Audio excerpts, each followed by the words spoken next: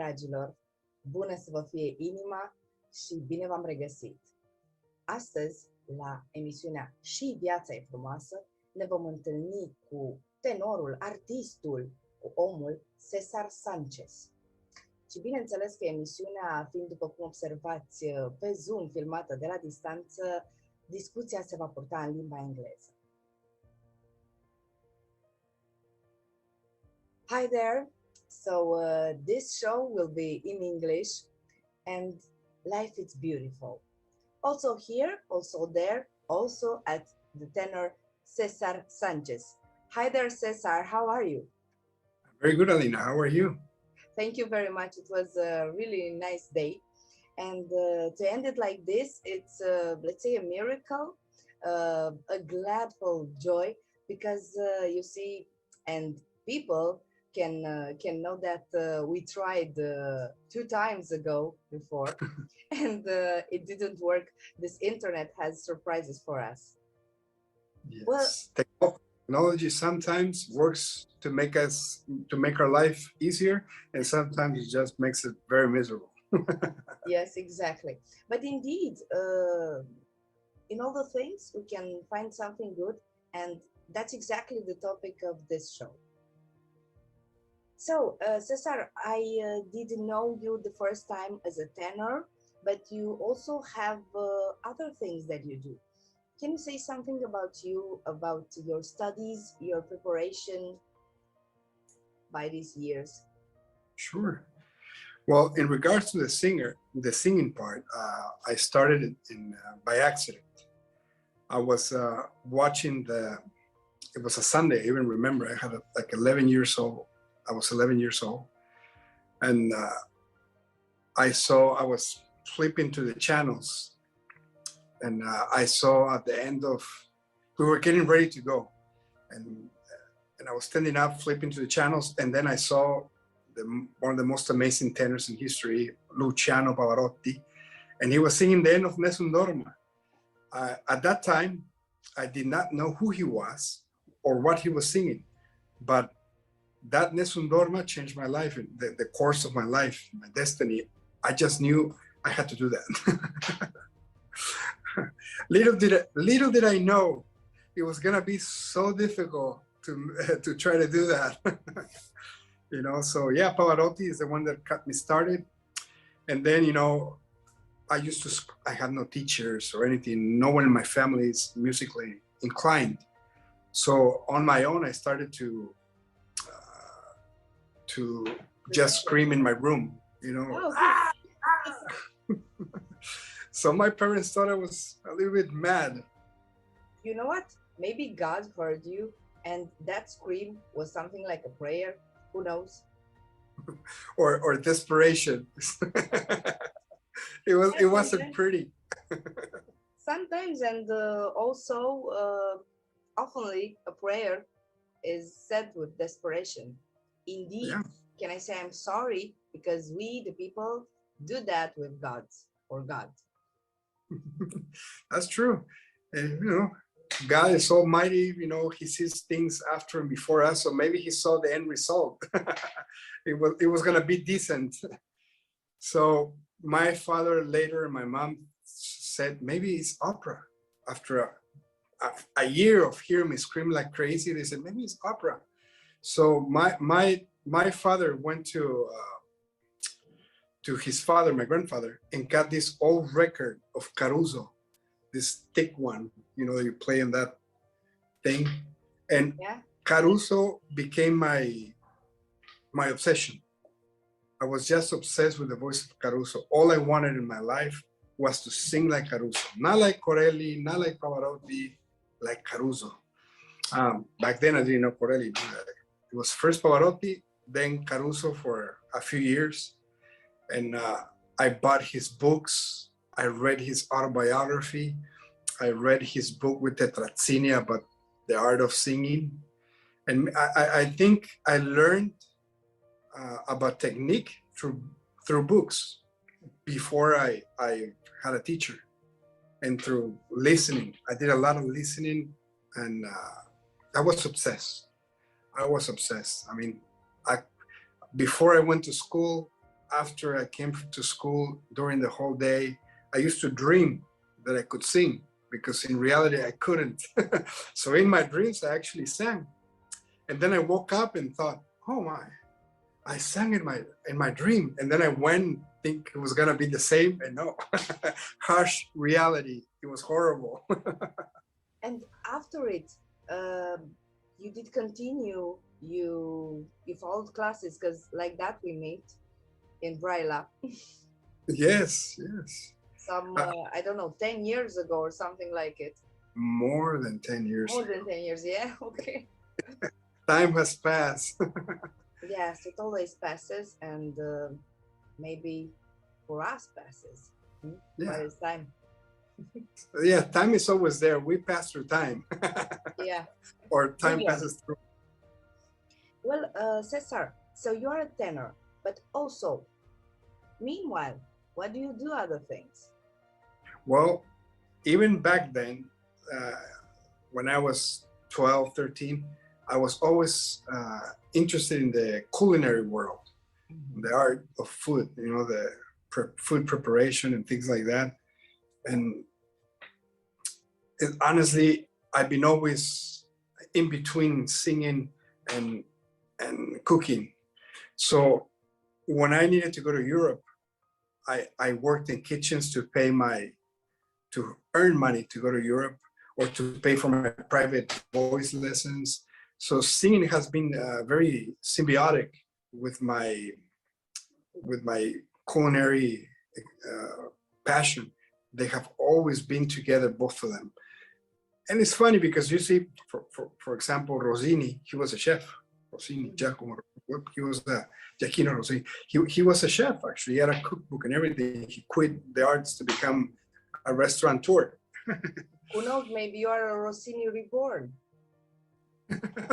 Probably, I don't know.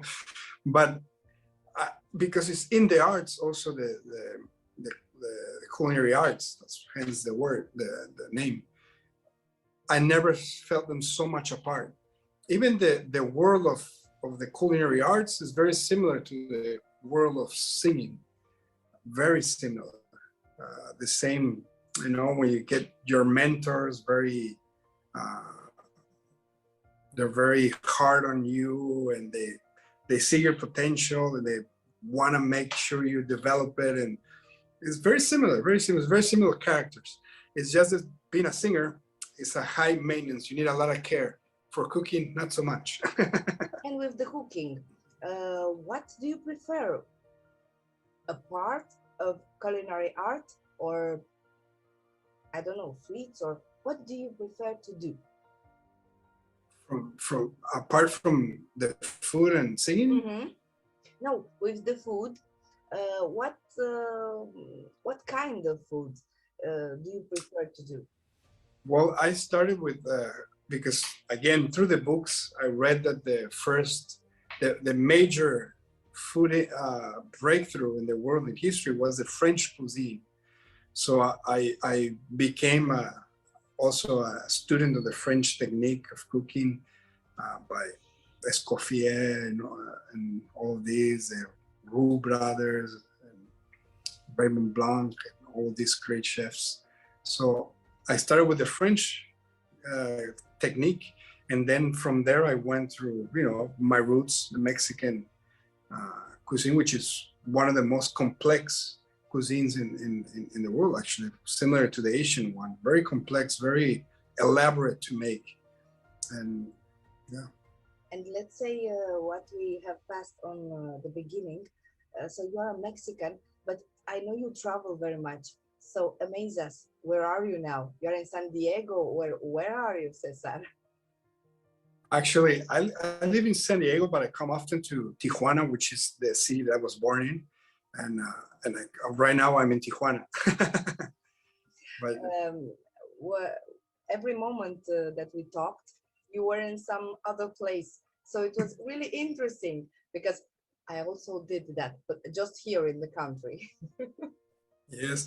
No, actually, through singing is where I got to travel the world. You know, do you like that, traveling? Very much. Every time, yeah. Please, please. Every time I drive by airport, I feel butterflies in my stomach. I want to go. I want to take the next plane out. Never to end. Yes. So, and let's say about this thing with traveling. Also, you said about music and cooking.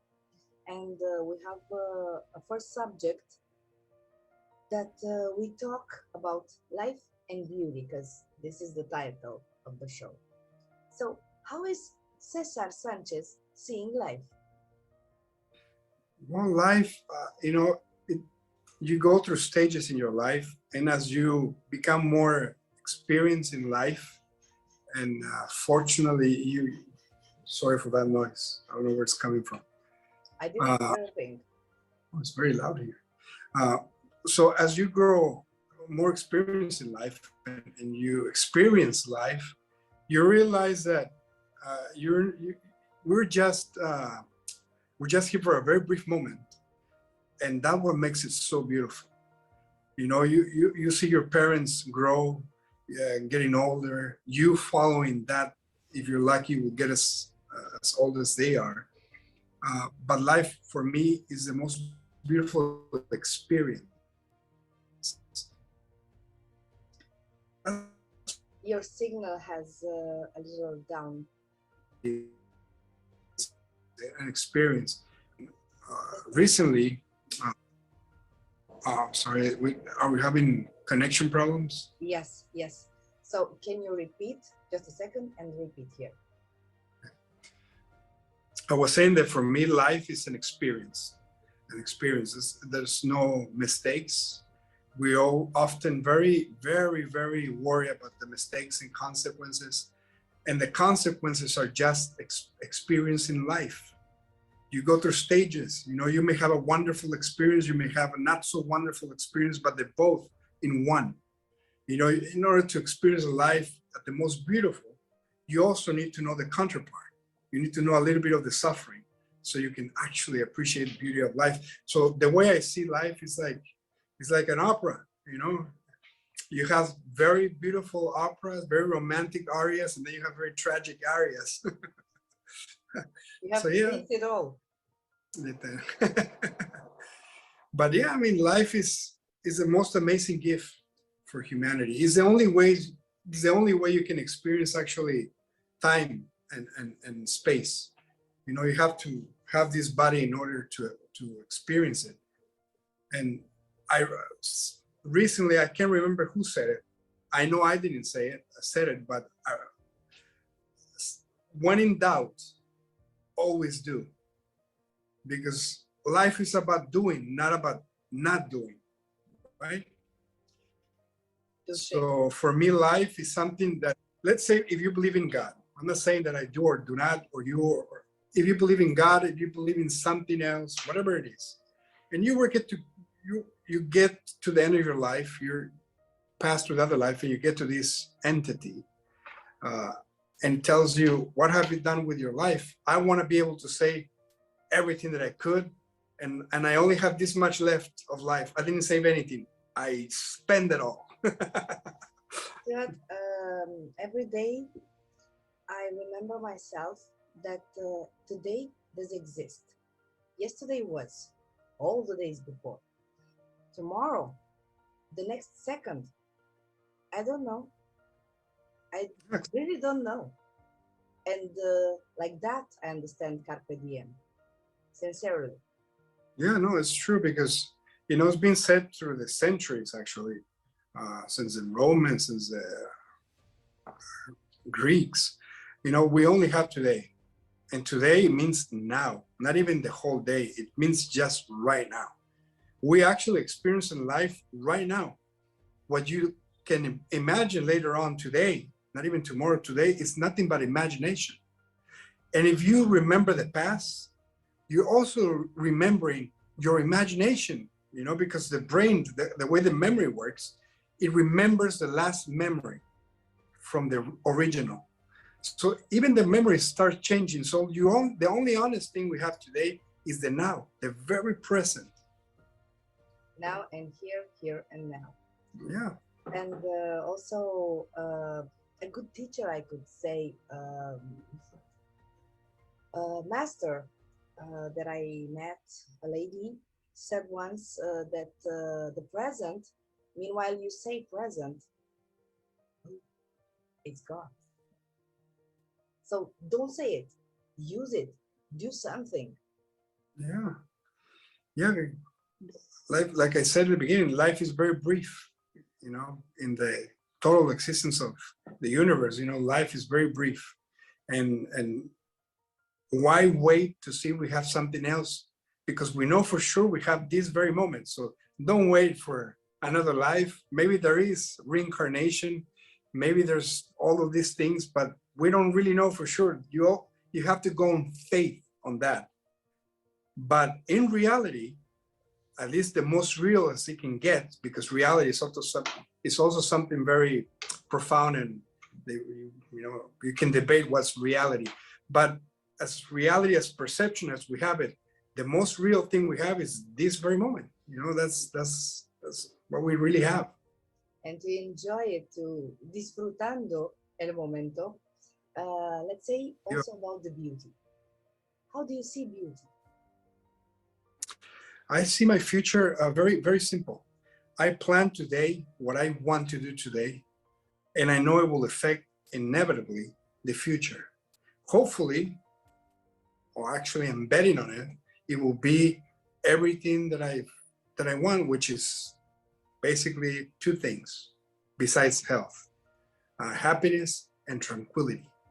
But not tranquility, not doing anything, just being happy, you know, being happy and not having any uh, torture in my just doing everything that I want to do, You having time. see, in Romanian language, we have a word that says tihna. Tihna. Mhm. It's that kind of tranquility. Any language has its difference, and words with origins that have, let's say, some frequency guided by the ancestors. That's a really cute thing. Um, okay, so we said about beauty and life. And now let's see about the music. We go back with your chapters of life. And with music, what what uh, part of music do you like most? The romantic, the classical?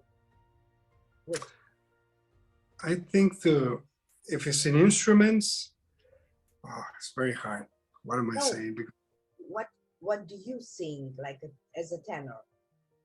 I think I'm more romantic, and then also, you know, Verdi, Puccini, uh, a little bit of Verismo also. Yeah, And heroic. and people can find records of you, or I don't know, where did you sing? There are some I because I travel a lot. You mentioned it, and I travel always 90% of the time on my own. So there's really I haven't uploaded myself anything. I never was able to record myself. But there's some people that have recorded me. Unfortunately, the ones that I did full operas, I haven't been able to get, above all the ones that I did in the US, I haven't been able to get the recordings from the theaters. It's very bureaucratic. I wish I had them because I, I, I thought I did great. I was very Can happy. can you say to us the title of the operas and where exactly did you sing? For example, I'm gonna go from the latest that I did was in 2018, I think 2018 or yeah 2018 was Macduff at the Tampa Opera. 2017 Calaf here in Tijuana, the Opera Festival, which is a big venue, more than 15,000 people come. And before that, I did 2016 or even 2017, I think. I forget. I did Mario Cavaradossi also with the Tampa Opera at the Strat Center, which is one of the biggest opera theaters in the US. It's very big, but it has very good acoustics, and the orchestra there was beautiful. Before that, I did a concert, Trovatori in concert, that was in New York. And then before that, I did another Cavadosi at Castle Opera in Germany. Oh, and then before the pandemic, I did a couple of concerts in Berlin, right before the pandemic. And I was supposed to go back to sing, as I told you, I think one of the talks we had, was supposed to go back and sing Otello, and I was preparing Otello. And then I came back to get some papers for my visa and all those things that you need. All right. and the world closed. The world closed. Yeah. Can you tell us some names of soloists that you sang with, or that you meet, that you learn some things from them? Yes, I'm very bad with names, but what's his name? Mark Walters. Not a judge. No, Mark Walters. Mark Walters, yeah, a wonderful American tenor. He's was a student for many years, and still is, of Cheryl Mills, the great American baritone, who also taught me also a few lessons. And great teacher, by the way, Cheryl Mills. Another Mark Rutter. If they ever see this interview, they're gonna be insulted with me. Let me look at their names. My goodness, I'm so. You were close to their soul, not exactly by defining them from a name, with a name. Mark Rucker. Okay. Mark Rucker, wonderful baritone. He's in his early 60s, but he sings like a lion. So he sang the Macbeth. He was Macbetto, and he was impressive. And then, I think I didn't sing with her, but I wish I did. She was retired by then, Mariana Nicolescu, that we both met. Her recordings of many years ago are really, really, really nice and really good for the students and for many people who want to learn. Yes, she was very good. About the technique, I want to ask you. There are some things that you want to tell to the students. Maybe there are people who will search this show and want to learn something from you. Well, I don't know if they can learn from me, but I can tell you my experience and what I believe technique should be. I think technique is a self-development, because that's how I started. The more information you have, theory about it, theoretical, that was the word I was looking for. Read a lot, especially the old books, like Voce Parallele from, again with the names, one of my favorite tenors, and I can't remember it. Google will help us, and who wants to find something will find it. Only a part of the title, it's fine for us. Yeah, Voce Parallele, The Art of Singing with Caruso. There's a wonderful book, very hard to get. It's not very popular, but it's the most technical and very precise, even kind of medical, because he was a scientist and he was a musician and a singer. It's called The Mechanism of Singing by William Barnard. One of the best books I ever read in my life. And is very concise, very really to the detail, everything that does your mechanism when you get to sing. And the other part, once you have all the theoretical things, is to listen to singers not as audience, but as like a technician, someone that wants to decipher what they're doing. Because they're gonna hear this over and over. This you cannot touch, you cannot weigh, you cannot. Second, from the technique, we have to play it again because it's lost the signal a little. Let's see when it's good again. Now it's lost. I don't know if you hear us, if you hear me, but you have to wait a little. It doesn't work now, also.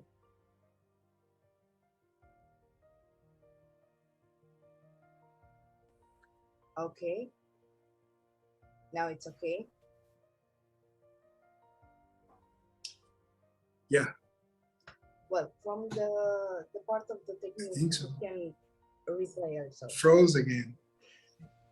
I was saying the technique, you know, is, I will go back to this.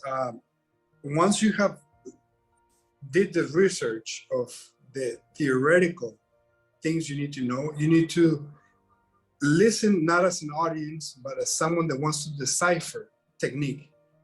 Not immediately try to sing it, but listen a lot where it feels in your body before they even try to sing it. And after that comes a practice. And because technique, for me, basically, technique is the tools you need to express whatever is in your soul. Because the color of your voice is unique. It belongs to you, and it comes with the breath of life. You know, you need to breathe in order to stay alive. And sound is produced through breath, passes through the vocal folds, and it creates this sound when it fills your cavities with that air, with that breath. So for me, it's very romantic, maybe the way I think, but for me, it's the color of your soul. So the more technique you have, the more tools you have to express yourself. It's like if you know a lot of vocabulary, if you know a lot, you have a vast and rich vocabulary, you're gonna be able to express exactly what you want. The same with technique. The more tools you have to develop your voice, the more expression you will have, the more that people are prone to understand and feel whatever you want them to feel. You know, and it's usually what the composer intended, but then you have to put your own emotions. And about the technique, can you give us an example of one thing wrong and one thing good that you discovered by learning with the years? Yeah, for example, one of the many things and it's debatable. Everyone can see it slightly little different than the other, but the vowels, you know, for me they should be very pure, and in order to be very pure, the soft palate needs to go like this. They say it goes up, but really doesn't go up. It just folds a little bit, you know, to give that the air passage to the air. So in order to give space to the vowels, and the shape of the vowel comes from the lips, and with the support. Another thing, you know, there's two kinds of support: the one you need for the extreme note above the passaggio, and the ones you need for pianissimos and just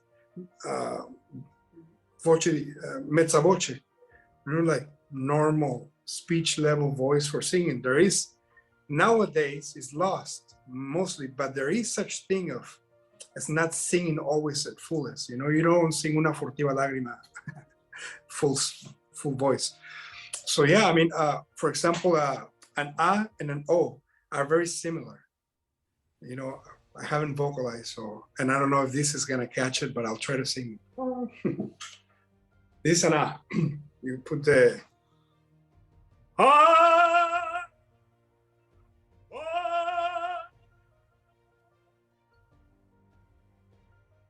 almost the same sound. It's just a change of the lips. The same with an E and an E. The one has to be born from the other. If you break that umbilical cord,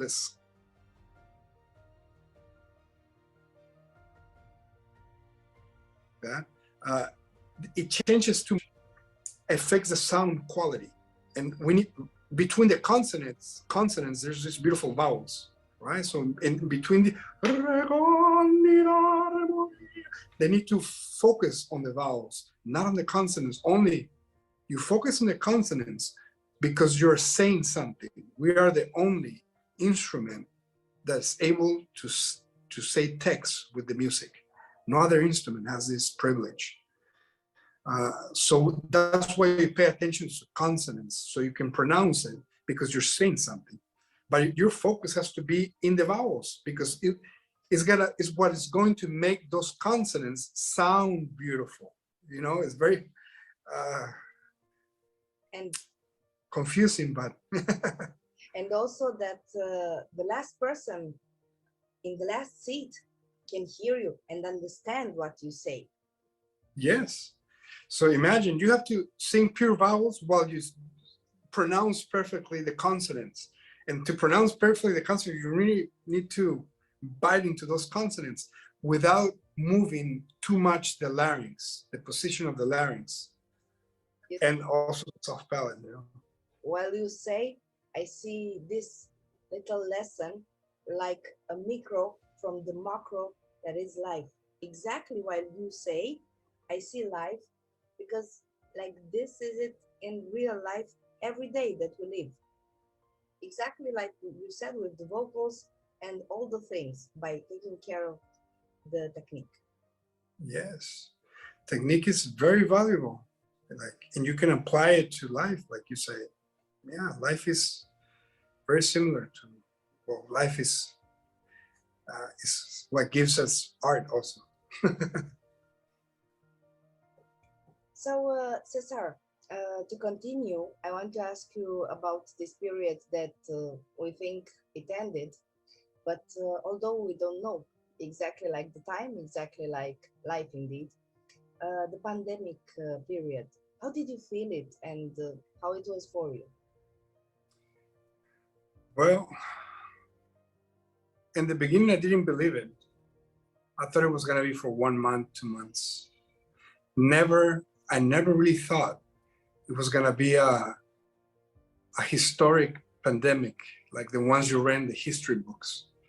I never thought it was going to be that big, and I never thought it was going to help me.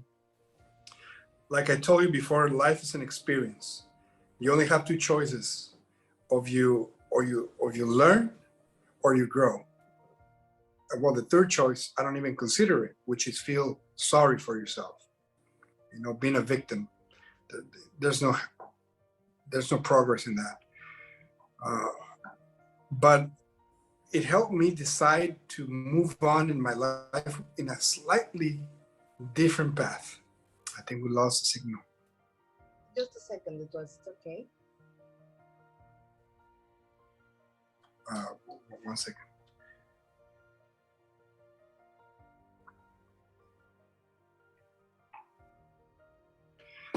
I was saying that, like in life, the pandemic actually helped me.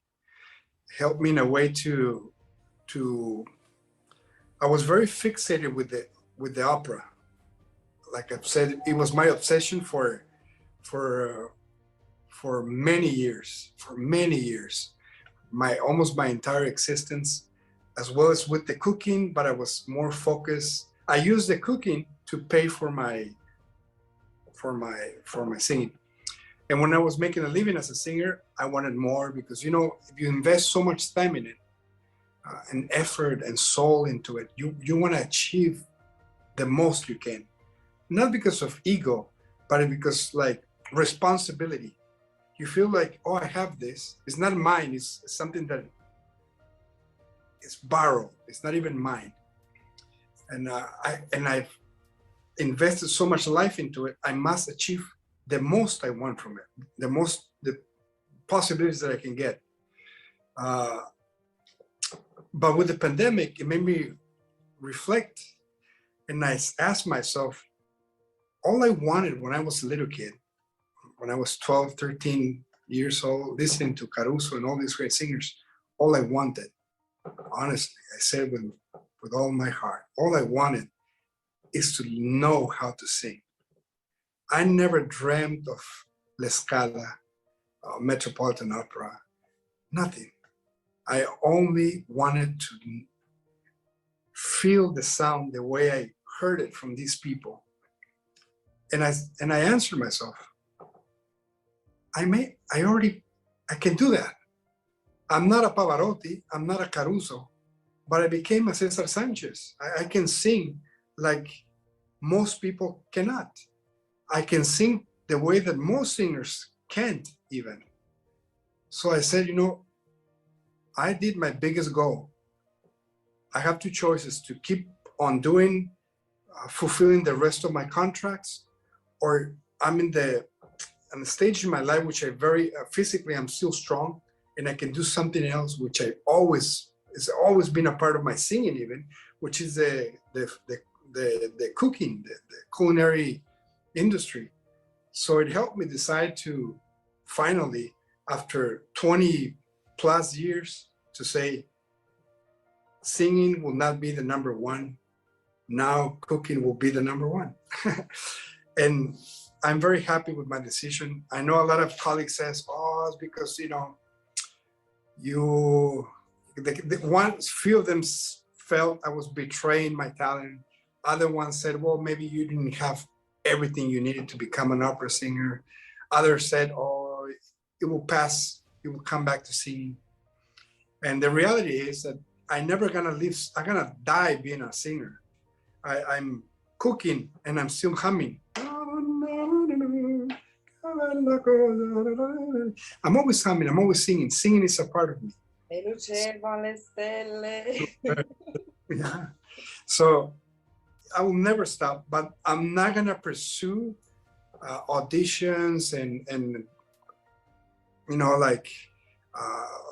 operatic career that you need to have that mentality, that philosophy of life just to do that. For example, I said yes to a colleague of mine that invited me to sing at the Nashville Philharmonic in mid-April of next year. And that's a concert with one of the best philharmonics in the US. Those things I'm still gonna do 2 to 3 a year, just to, not to betray everything that I put into it. But I'm a singer. I already done it. Now it's time to do something else. And the pandemic, going back to that, it gave me the courage to say, it's time for me to do something else. This is the time. And I did it. So. Also, did you think about making CDs or DVDs with, I don't know, some pieces that you like most?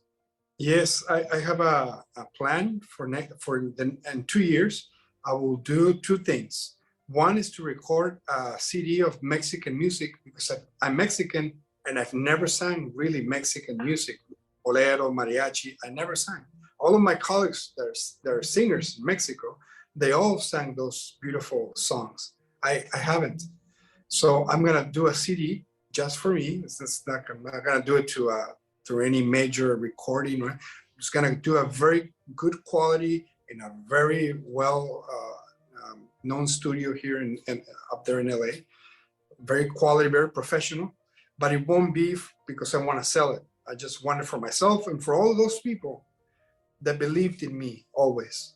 Because a lot of singers, they speak often all the courage they needed, all the things that they overcame, and all the intelligence, but they never speak of the people behind them. There's always someone. In a little bit, in a medium way, there's always someone behind an artist. And I was very fortunate that I had a lot of people that always believed in me, that they were always there to say, keep going. They never told me, oh, well, you should do something else. No, they always encouraged me. So it's for them that I will do it. Can you give us 1 or 2 examples that? No, this is gonna go public. I don't know them that well yet, but in 2 years you'll be getting that CD. Okay. What can I say more than thank you? And it's really a pleasure to talk with you and to feel this energy of how do you enjoy life and the beauty of life. About this part of pandemic, let's pass to what did you say to me the other days before? Because you have a really interesting way of seeing how it's for people when they don't succeed, they they don't get to be the first in the line, so they have to fight. And if you can say something of this subject as a message for the young people who try to be a singer, because it's a lesson awfully for me. I think if you want to be a singer, an architect, a doctor, whatever it is you want to do, but especially in the arts, because we have to always remember. Look at those They're sirens. searching for us. Yeah, for me, I'm in Mexico. And we always, the arts are the accident, what is left in accident of applause in the economy. Doctors, lawyers, all of the teachers, accountants, all of those things are needed in the everyday life, or once in a month, every 2 weeks, every year. You need those people, but you don't really need art except for your soul, which is very important, of course, but it's not a day necessity. So the arts are always an accident of a very, of a country, of a city, or whatever.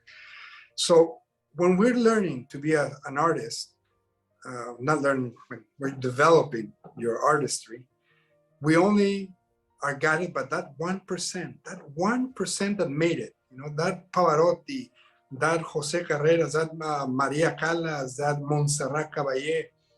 We're guided by those examples, and we forget, we're not very conscious that the 1% of, they're the 1%, they represent the 1% of every single artist in the world. And I'm not saying to doubt yourself. I'm just saying for them, this new generation, new people, to keep it on mind so you're stronger mentally. Not for you to doubt and say, I need a plan B. No, I'm saying it so you are even stronger. Don't let doubts ever, if you really want to do it, don't ever let your fear and doubt become the same as your talent.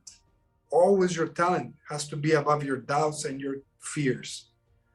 Because if not, you will have less of a chance. And the other thing is prepare, and prepare yourself. Be very humble, but not in a weak way, not in a, oh yes, no. Be fierce, be very strong, so strong that you can hear anything about, anybody can say the worst thing about yourself, and you're so strong that you can be honest and say, he or she is right. Not get insulted and not get defeated either. You need, in order to be honest, you need to be a warrior, or a beast. A warrior. From there we are. Of a human, you know. I think we lost the signal. A warrior, you said. Yeah, and you need to be a supernatural strength, so you can hear everyone, because everyone will have an opinion, because that's nature. We all have an opinion, right?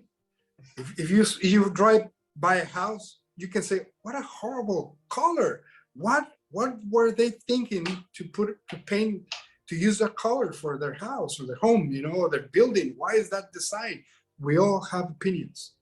But if you really want to grow, you need to be so strong, you're able to listen to them and be honest. Say, what is the truth? What is the truth in what they're saying, and how it can make me better, how it can make me bigger and stronger. That's what I want. I wish the younger generations learn, to learn how to listen with courage. Prepare yourself, be very courageous, and don't ever let doubt and fear equal your talent. They're always going, they're less than your talent. We all came to this life to be happy, but life has a way to make us realize what happiness is. And sometimes it takes a little bit of pain, sometimes it takes a lot of pain. So if you were those people, or those people that are having a lot of pain, realize that it's gonna pass, and it's only there to make you really happy. No matter how horrible the situation, it's there to really make you see bliss on everywhere. You know, I can feel blissful having, like I'll tell you, I was having espresso in a little break, on just taking a drink of my espresso. I'm not being fake or anything. I really enjoy those little moments. They make me so much happy. And life is full of those moments. But in order to really appreciate them, either you need to become very wise very fast in your life, or you need to learn how to feel pain when it comes. When it comes and it hits your life, you need to be very courageous also, and do it with dignity. And then you will see, you know, everything is here to make us happy. One of the cutest lessons of life, it's that when something happens that you don't like it, it's really interesting that you learn by walking, by running, let's say, because in that very moment, you have to do it. You have to be brave. Yes. Yes. And you said earlier about the Mexican music, the mariachi. What opinion do you have about different kind of music that can be sang by the same person that evolved with a bel canto technique or another technique? What happens? Can a person sing also opera, rock, mexicana, música? Creo que da. Cred că da bine. Touché. That's my whole Romanian right there. Yeah.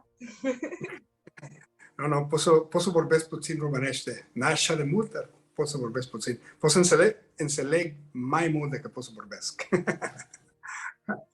That yes, I think that bel canto, if you learn it correctly, which is, for me, my vision is forward vowels, clear vowels, not so much muscle, not so much the right amount of pressure in your air. So when you sing, it's very close to popular singing.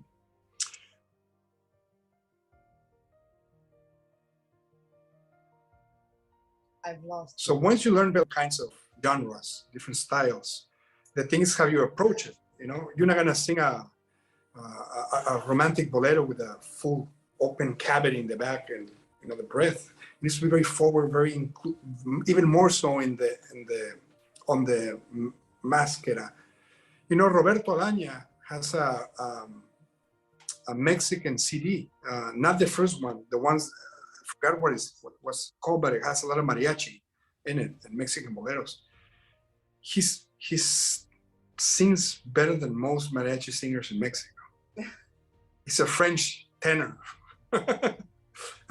No, the artistry, because see, mariachi music, jazz, bolero, rock, heavy metal, that when it's artistic, when it's done with quality, and what makes it quality, that we can, you know, argue about it, debate about it, but what it takes is quality. So there's quality music and there's commercial music, and they're both good. I'm not saying that commercial music is bad.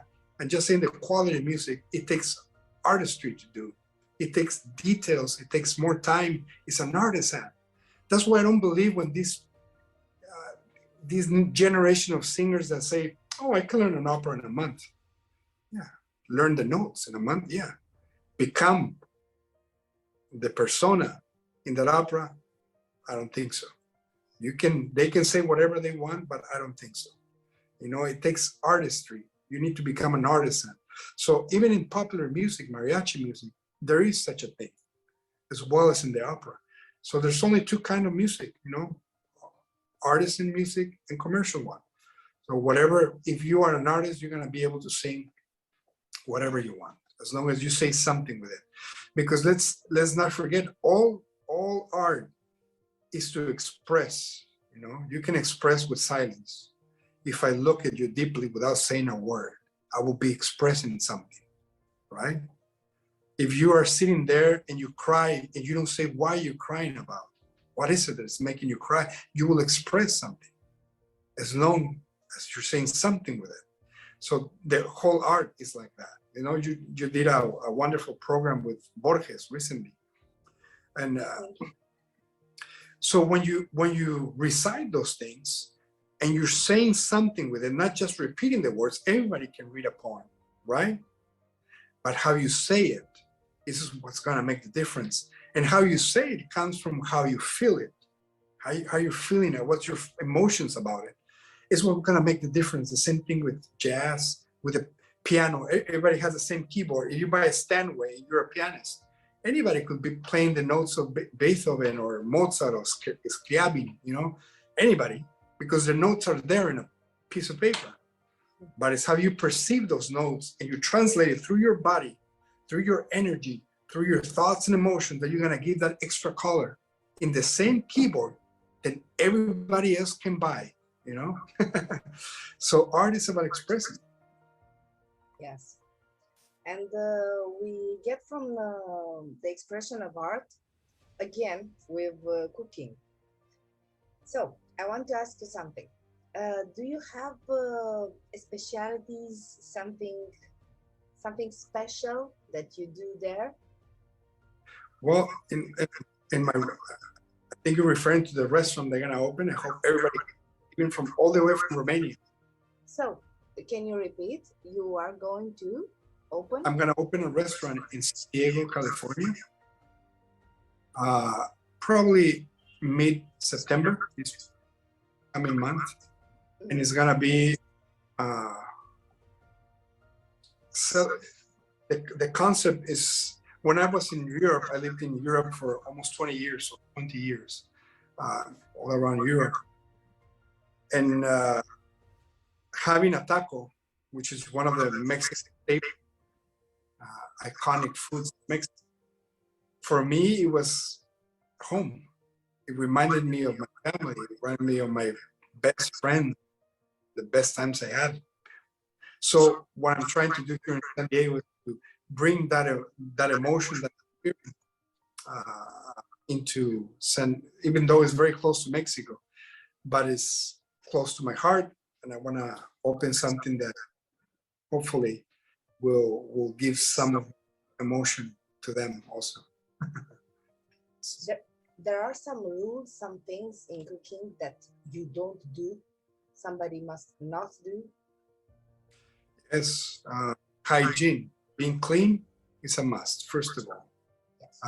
And then the other part is overcook anything. Everything overcooked is better than raw, except if it's pork or chicken. That has to be, it's better if you overcook it. What's the music that is played in your restaurant? Well, it's gonna be modern Mexican, modern Latin in general. I don't want to make it a musical place, but another friend who's gonna be working there, he's also an opera singer. He's here in in Mexico. He's one of the singers here. He's gonna be helping me there. He wants to also have a change in his life. He can come work. And every now and then we're gonna walk out and we're gonna sing Mexican music duets. So you are going to sing also? Yeah, a little bit. That's where I was going. Super. Well, we get now at the 10 question with a short answer. All right. Well, who is in fact Cesar Sanchez? That has no short answer. But Cesar Sanchez, I want to find something short. For me, is music, family, and friends. That's what moves me the most, which in reality is love. Right? How could you define communication? We had a problem here. How can you define communication? Communication is a relation between you and whoever you're communicating. It could be, like I said, in silence, or it could be with words. It doesn't matter. long as you're feeling emotion to that person. And in generally, what do you think about art? In a phrase. Art is the highest expression of the human emotion. What's your favorite flower? Tulip. Tulip. One color of tulip? Yellow. Your favorite animal? How do you call it? The rhinoceros. I don't know the whole name. Yeah, okay. Do you like when it's a sunny day or a rainy day? Rainy day. I like rain. Do you have a scale that's your preferred? What? C major, re. Oh, I don't know. For some reason, E flat major. I like that a lot. If you have not have this chance of doing music and cooking, what other thing would you have done? I don't know, to be honest, but I don't know. I don't have an answer. Okay. Do you have free mentors, free teachers that you can name now? Alive or dead? However do you choose? Or one, Caruso. Of course. Second, Jane Paul Homo, a wonderful human being that changed my life, recently passed away. And in Romania, I can say George Emil Krasnaru. I like them a lot. George Emil? Krasnaru. Yes. Bass baritone from Romania, actually. Okay. If you could travel in time, just for an hour to stay there, in time and space, where would you go?